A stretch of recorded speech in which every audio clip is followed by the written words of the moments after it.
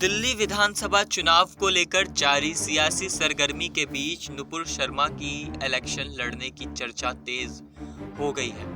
कहा जा रहा है कि बीजेपी नुपुर शर्मा को इस बार चुनाव लड़ाने का दांव खेल सकती है।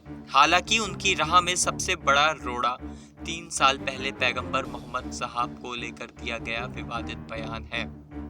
बीजेपी के किसी नेता ने भी इस चर्चा की अभी पुष्टि नहीं की है। ना ही बीजेपी की शुक्रवार को केंद्रीय चुनाव समिति ने इस पर कोई चर्चा हुई।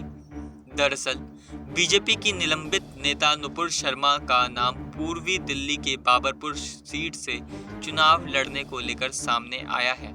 सूत्रों के मुताबिक केंद्रीय चुनाव समिति की बैठक में करीब 10-11 विधानसभा सीटों पर उम्मीदवारों के नाम पर अंतिम चर्चा अभी बाकी है। आज इन सीटों पर बीजेपी केंद्रीय चुनाव समिति की बैठक में चर्चा होगी। इस बैठक में जेपी नड्डा और अमित शाह भी शामिल होंगे। चर्चा ये भी है कि शनिवार को बीजेपी की ओर से उम्मीदवारों की दूसरी सूची जारी हो सकती है। बता दें कि दिल्ली के बाबरपुर विधानसभा सीट से लगातार 2 बार चुनाव गोपाल राय जीत चुके हैं। वह बाबरपुर सीट से सिटिंग एमएलए भी हैं। बताया जा रहा है गोपाल राय दिल्ली सरकार में कैबिनेट मंत्री के साथ दिल्ली आप के प्रभारी भी हैं।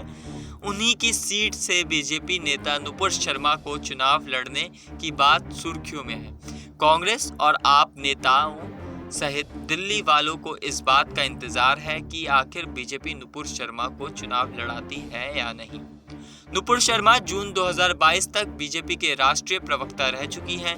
न्यूज़ चैनलों पर वह बीजेपी की ओर से बहस में भाग लेती रही हैं, लेकिन जून 2022 में उन्हें पैगंबर मोहम्मद और उनकी तीसरी पत्नी आयशा की उम्र के बारे में टिप्पणियों की वजह से उन्हें बीजेपी से सस्पेंड कर दिया गया था। तब से वह ना तो एक्टिव पॉलिटिक्स में है, ना ही न्यूज़ चैनलों पर बहस में दिखाई देती हैं।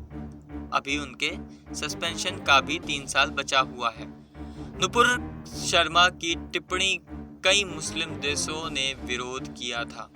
ऐसे में दिल्ली के लोग इस इंतजार में है कि बीजेपी उन्हें टिकट देती है या नहीं। अगर टिकट देती है तो किस सीट से वह चुनाव लड़ेंगी, यह बीजेपी की दूसरी सूची जारी होने के बाद ही साफ हो पाएगा। दिल्ली विधानसभा की 70 सीटों में से 29 प्रत्याशियों के नाम का ऐलान बीजेपी ने 4 जनवरी 2025 को किया था। 41 सीटों पर उम्मीदवारों के नाम का ऐलान होना बाकी है।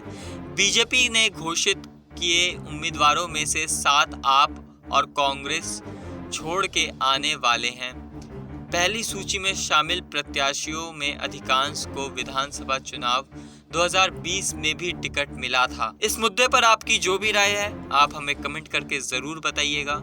मेरा नाम प्रवीण उपाध्याय है। आप देख रहे हैं नेक्स्ट 9 पॉलिटिकल बाइट।